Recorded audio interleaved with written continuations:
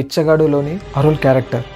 100 కోట్ల ఆస్తి ఉన్న అతను తన అమ్మ ప్రాణం కోసం 48 రోజులు ఒక బిచ్చగాడిలాగా మారతాడు. నేను రిచ్ కిడ్ని, నాకు ప్రైడ్ ఉంది అనే ఒక ఆలోచనని, ఈగోని పక్కన పెట్టి చంపేసి తన రియాలిటీని యాక్సెప్ట్ చేశాడు. జనాలు తిడుతున్నా, అందరూ అవమానిస్తున్నా, he completely became formless. He adapted, he survived.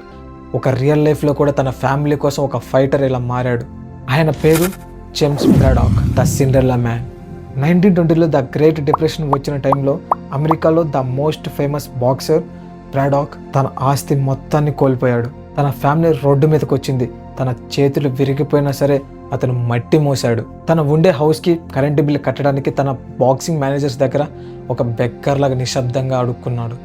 నేను ఒక టాప్ బాక్సర్ని అనే ఈగోని పక్కన పెట్టి తన ఫ్యామిలీ కోసం ఒక నార్మల్ ఆర్డినరీ మనిషిగా మారాడు.